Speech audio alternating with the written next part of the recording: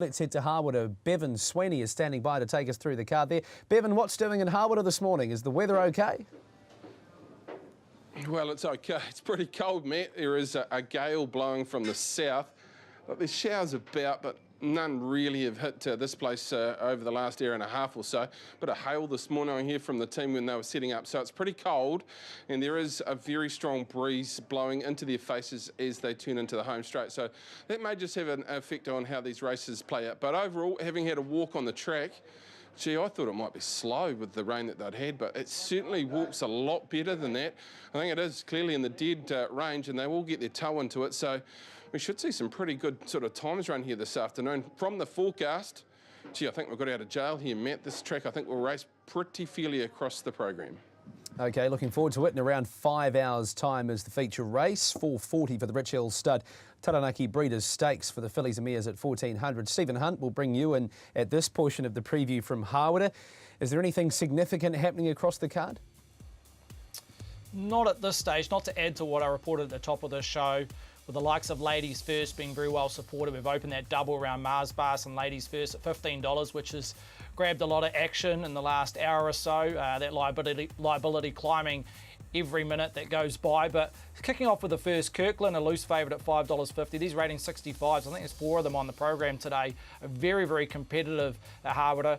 Kirkland $5.50, top line, well supported in front of Humble Pie at 7. A little bit of specking around Love to Keep him, 10 into 9, so a little bit of action around there on number 2. As is Prodigal Son, 10 into 9.50. And also Vesindora at $14 off a top fluck at 18. So a pretty competitive race, but best backed is the favourite, Kirkland. Bevan Sweeney, it's probably fair to say that Kirkland hasn't been the luckiest horse in the world through his career, has he? No, look, it was a black type performer on debut. That was back at Wanganui, and then things didn't go right for Alexander Fields. Being caught wide through the first part of this preparation, went close on a couple of occasions, and then really put it together, you'd have to say, in just a fair race, albeit Vanos and Shady Lady do come out of this particular race. This was Kirkland's to win. He'd been up in 65 company prior to this, went back to a maiden 1600 metres on a quick back up. Vanos is out wide, Shady Lady's to the rail. They've both gone on one, but as Teely says, he really powers up late. Now look, he's missed a run at New Plymouth through the reverse order entry there, so he has missed a run, but I think ARA would have kept him ticking over, and he's always suggested that he's a horse that will stay. So he's not a big framed horse, but he can go. So I think he's a big player in the first on the program, but $7 each way all day, really. And here's Vencedora. I'll take you back to the performance at Hastings, this back in April. Now, if you watched the trial recently, you'd say this horse is going terribly, but I did note that the blinkers went on at the trial, so it was probably just a go-round for this particular horse. This is a nice form sort of race, but I tell you one thing, diving through the inside and winning. Peso's also in the mix-up on speed, who went an absolute cracker to just go down to 5 to midnight late on day number 2. So the form lines around Vencedora in that race are very, very strong. So I agree with Stephen. These 65s are pretty tough here this afternoon. Quaddies might be the way to go at short percentages. Look, I'm going to go with Kirkland. Alexander's always held him in high regard. He got a little bit of a sit at Woodville, and he really showed how he can finish off. So he's on top. Then got the 10 Vencedora. That was at 18s when the book opened. Lisa Allpress aboard as a big assist. And I think this horse can run a nice race here this afternoon. Red Rascal was at 22 early. Now this horse just got a little bit far back and behind Lambrusco at New Plymouth. I thought the last bit of its work was very, very good. I'm expecting this horse to run a big race here this afternoon, locally trained. And then, look, another one at big price, KTM Marie. It's had one run in this preparation. It gets up to the 2100 metres here this afternoon. It's getting 3 kilos off its back, and it's shown us a bit of quality at times, KTM Marie. So, gee, it's difficult, Matt, the first on the program, but I'll go with Kirkland. I think he may be a horse that will follow through the grades post today. He's only had 7 starts. He's only lightly raced, but a horse that definitely carries a little bit of a profile going forward. Race number 2 is the B&T Group 1600.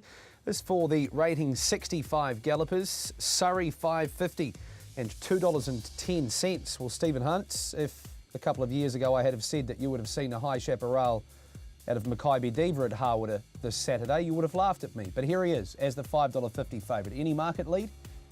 You're not wrong there, Matt. Yeah, look, interesting runner on my own ratings. It's a very hard horse to price and assess going forward. Just not sure where his level might lie, Surrey, but in rating 65, bit of fire out of the track. The punters definitely have confidence around number 5 at a $5.50 price tag. Clearly the second best back runner, and I mentioned second because we'll come to the best back runner here in Quaff, number 4, even though he sits in that fourth line of betting. He's now trading at $9. We've just accepted a $500 bet at $10.50 on Quaff.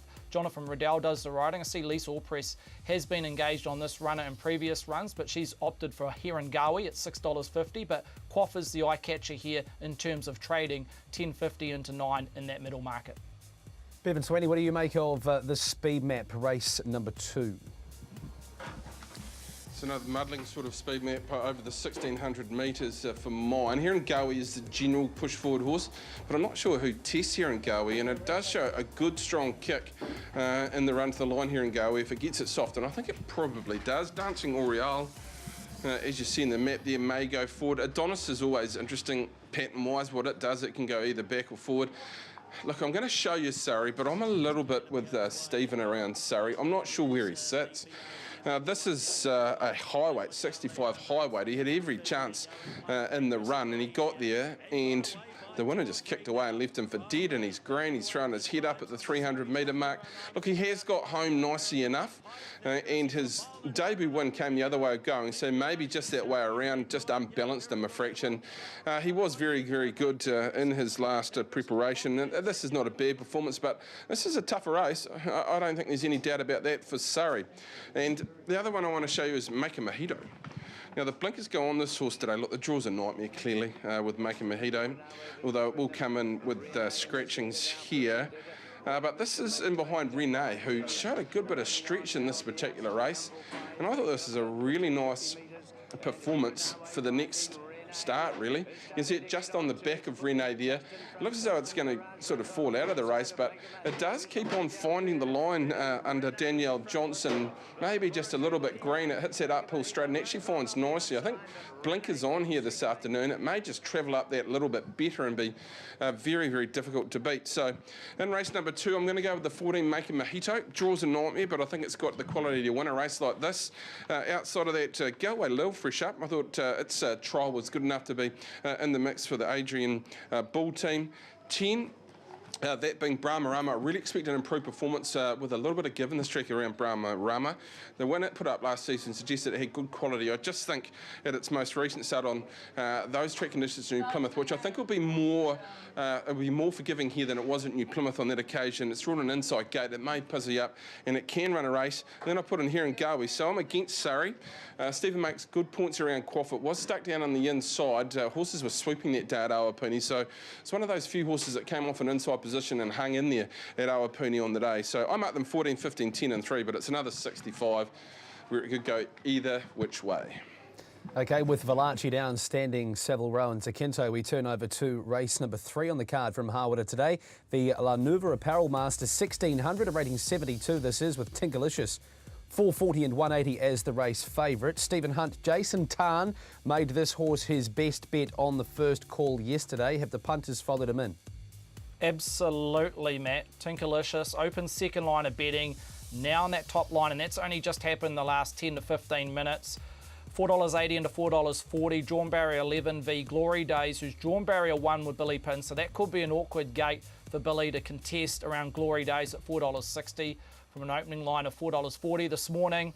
All Black Magic second up. There was no money for this individual coming up from the south first up a few weeks back, but a big improver second up from what I'm seeing trading wise, well supported at $9. Sarah Banday has supporters at $10. Second up was unlucky first up.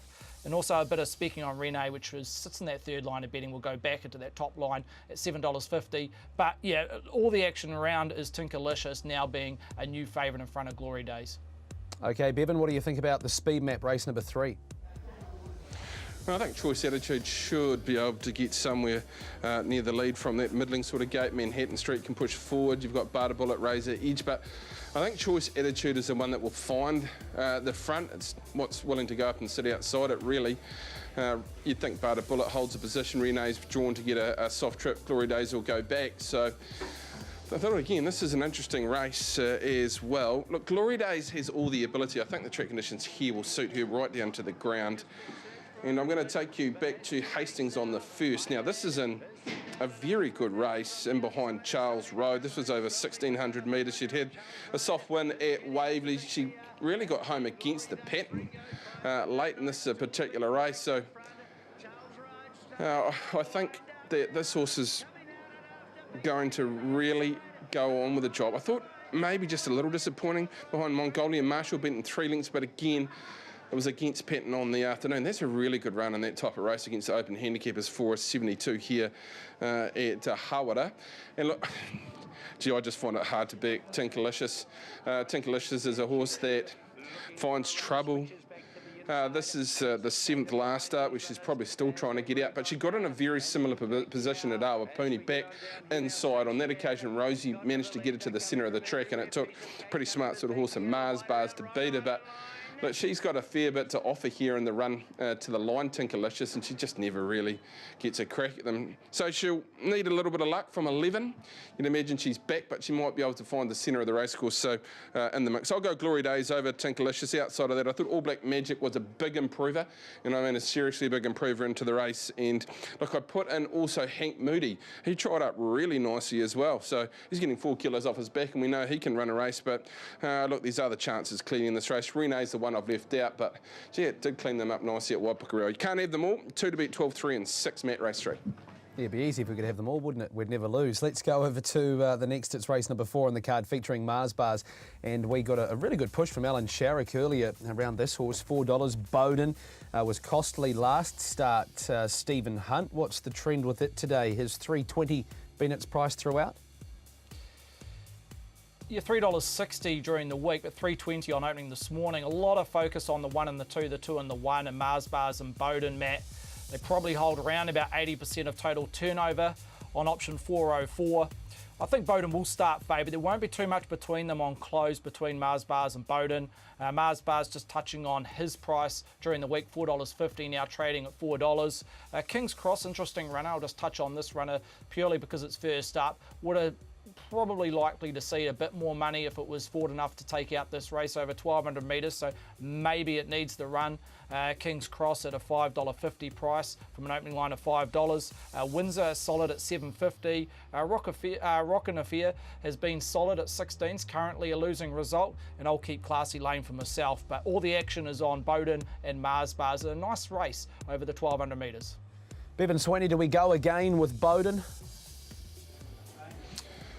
Well, I see no reason why Mars Bars can't compete or do the dose again. Getting 3 kilos off, it gets him with 56, so it actually gets an advantage in the weight scales against Bowden here this afternoon. He's just hard going at the moment, Bowden. And this occasion had been caught out wide. You see him in the yellow, white and green in the centre of the track. He'd done everything wrong to this point, so Mars Bars does have a soft sit on Bowden's back, and he is very brave to hang into where he got to in the race.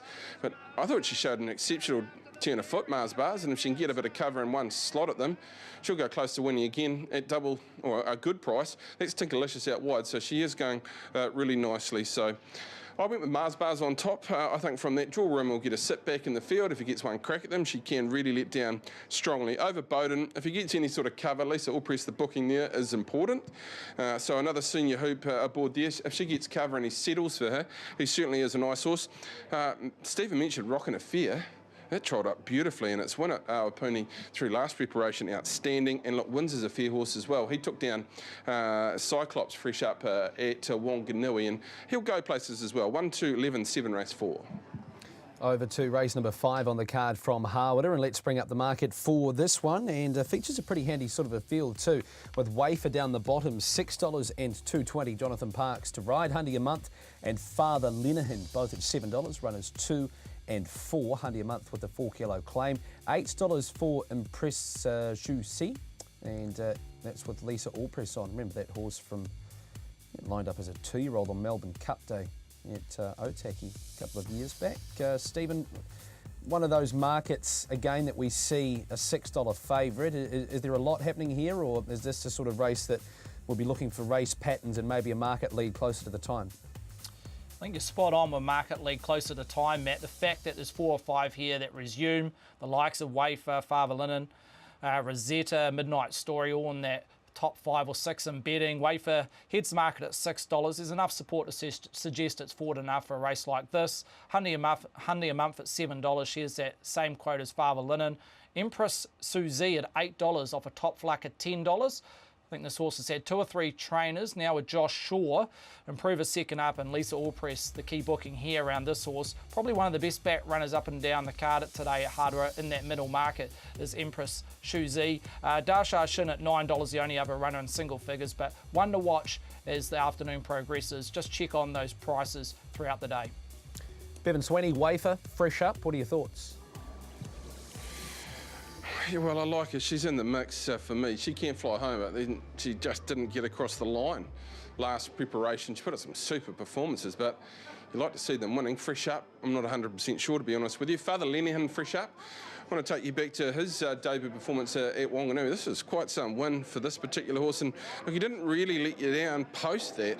He was always honest. He's really nicely bred out of Platinum Princess by O'Reilly, so you watch him, he comes off a trailing position, gets to the centre of the track, and he really just lets down and gives them a go-by. So, look, he showed a bit of quality here. Again, as Stephen said, you'll have to watch the market to see how much confidence is with this horse. He has had a couple of quiet trials, and Lisa generally uses trials just as a fitting up and a bit of a race day experience for them. So, he was good that day. I think he's an each-way chance from an inside draw. He's got Johnny Riddell on. That's always an assist. And, yeah, I agree, Empress Sushi.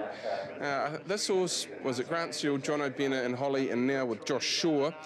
Sam O'Malley was down to ride, so I'm understanding I haven't picked up that change of ride. At least if Lisa's in the saddle, she was on Cyclops, and that is a really good booking. But this particular horse got home really, really nicely behind Windsor. You see Cyclops, Windsor out wide, fighting at the finish, but Empress Sushi through the centre put up a really nice performance and was scratched Thursday at Tauhurunauko to run here this afternoon for the better money. So that might be a lead. I went 4 Father Lenihan, 11 Empress Sushi, 14 Wafer. And look, I've been with Sky High Ra 2 for a period of time, so I'm not going to get off the ship at this present moment. 4, 11, 14 and 13. OK, on to race number 6 on the card, and we go feature racing here with ladies first. And Stephen Hunt, we bring you in here for the punters that have just joined us on the Punters Lounge Live. What price did you put up with ladies first when these markets came out? You see they're trading at $3.40, Matt, off a peak of $4.20 when betting commenced on Wednesday afternoon. So they've had 2 or 3 days to invest on ladies first. Probably took 2 or 3 hours to see where this horse was going in terms of a market lead. If Jianhua was the market mover in terms of a local special at Matamata, ladies first is the one at Hawera at $3.40 for the Cup today over the 2,100 metres. Outside that, there's really not too much to speak of. Niv Monte, $4.80 up to $5.50. Bizwinkle, solid in that third line of $6, so respect around the 10. Maygrove, $6.50 out to $7.50 with a 61 on his back. Jonathan Riddell does the riding there. China Star, 8 out to 10. Samson, $8.50 out to 9. So a lot of these horses have drifted the market on the heavy support on ladies first. Holds around about 80% of turnover in what we thought initially was a pretty competitive race, but we can sometimes be wrong here in Petone, Matt.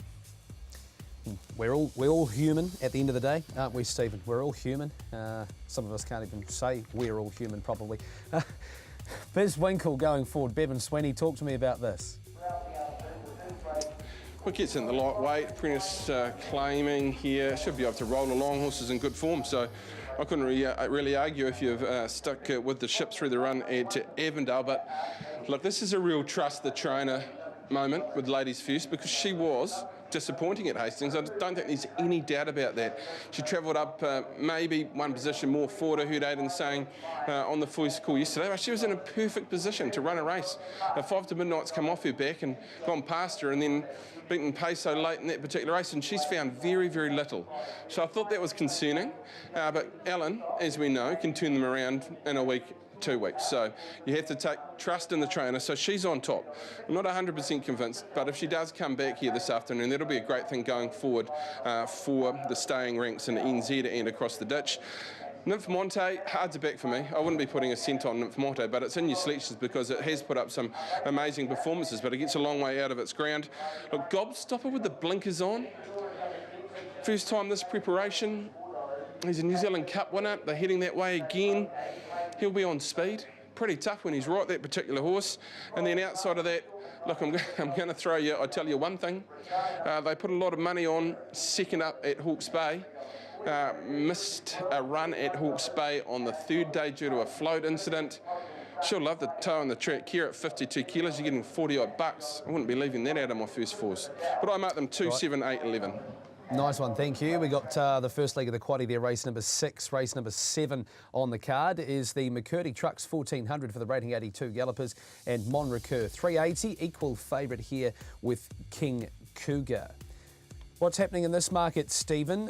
Monrecur, Roger James gave us a decent push for this horse a little earlier on, but King Cougar's certainly in form.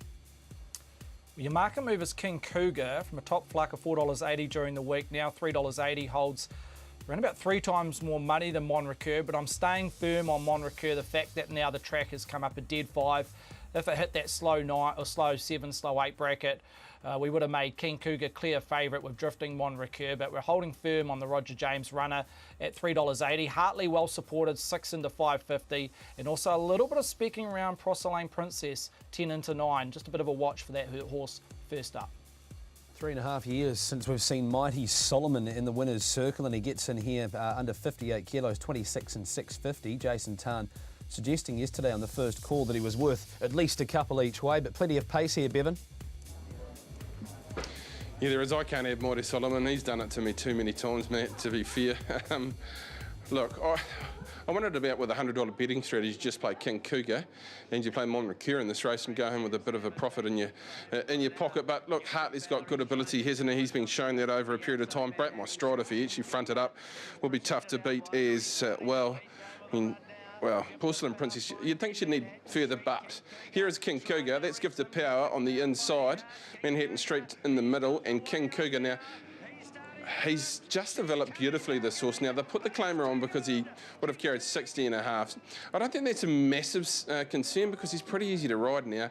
He'll love his toe on the ground here this afternoon. And look, he's flying, speaking to Mike Breslin midweek. So he'll run a race. He's got a draw to be right there. I think Warama will use that draw. And here's Monrecur. Now, Stratocaster's canted up to the centre of the track and put them away really nicely, but Monrecur's in a difficult position and trying to clear a bit of air and get a bit of galloping room so it can get into the race, and I thought it was very good late in this particular race, and I thought, well, that horse is really going to improve out of that. It wasn't the most taxing run you'll find, and look, Daryl sat pretty.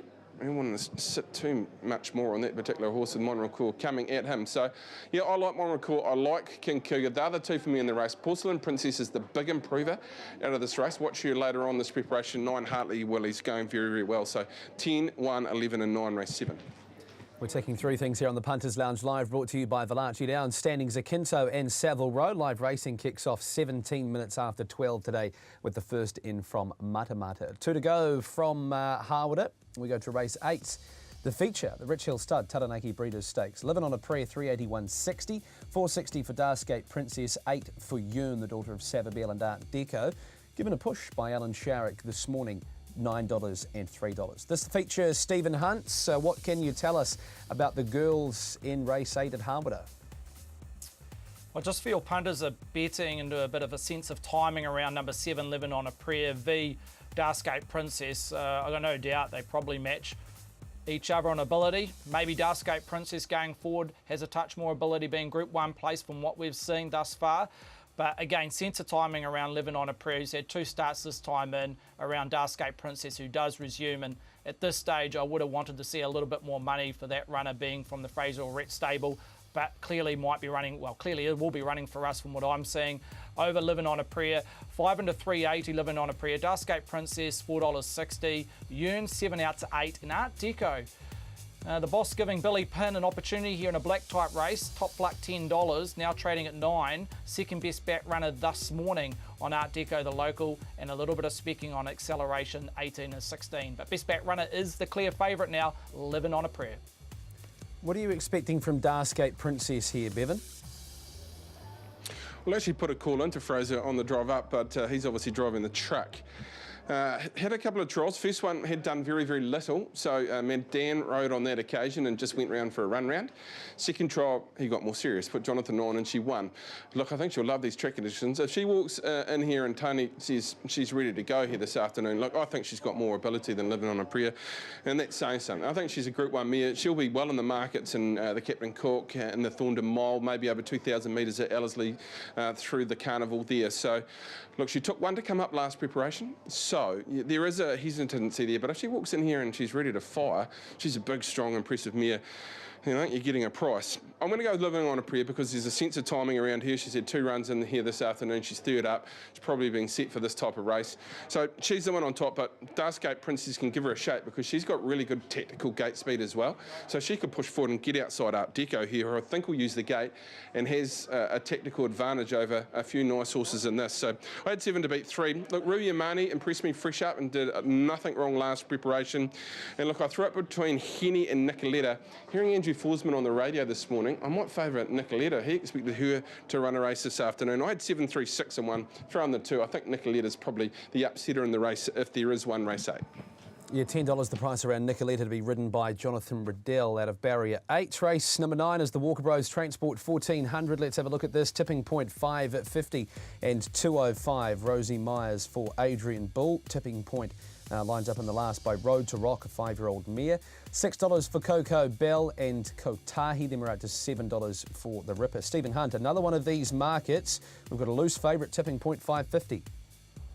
Yeah, tricky, hard to give a lead to the punters, Matt. Tipping point $5.50, loose favourite. In front of Kotahi. Kotahi holds a fraction more turnover than tipping point, even though it's 50 cents higher at $6. Coco Bell at $6. The Ripper at $7. Field of Fire at $7.50.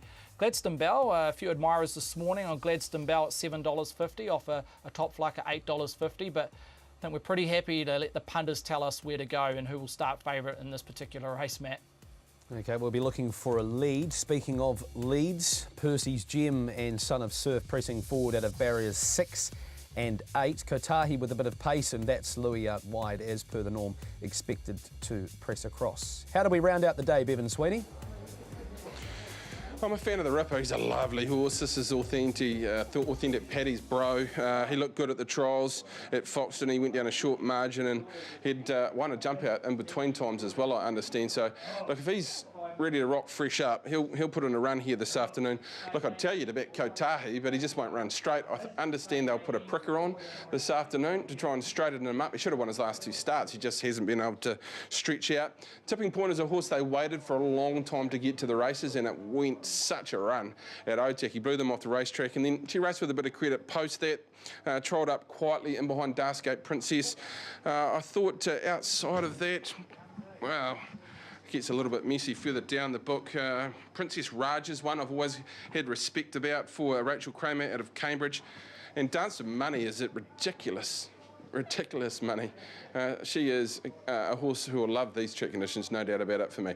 Quickly, a strategy for you. I was going to have a little bit on Kirkland in the first on the program. He was 7 earlier. He's now 6.40. And the second favourite, well, they're out to $7.90. So 25 on Kirkland, 50 on Monrecure. Oh, my producers put 30 on Darscape Princess. I'll go with that. 30 on Darscape Princess, only if she walks in here fit as a fiddle. So we may be able to flick that somewhere else if she's just carrying a bit of condition. She just may be. And my best bet is Monrecure, 50 to win. We've got some great betting fields here this afternoon, Matt. It's going to be a little bit difficult to take home everything that we'd like to, but I think on occasions, if you're on the right one, you're certainly going to have enough to go out on a Saturday night. What if we had that $30 and put it on something in the Everest? Putting you on the spot a wee bit, have you got something for us in the Everest? Not in the Everest. I was very keen on backing Shillelagh, only because I was on her to place the most recent start, and she got held up and flew home for 4th. I love Shillelagh. I also love Unforgotten. I've been with Unforgotten for a long period of time, and backed her in Caulfield Cup markets a long time ago, so I'm hoping she gets there post a really good performance this afternoon. But I'll go with the green and gold of Christopher Grace and Shillelagh if we're heading across the ditch. Okay, thank you, Bevan. Race 7 at Caulfield, the 2-rack handicap runner number 4, Shillelagh. There, and you're getting $5 and $2 taking on Hartnell. Will be a pretty big ask.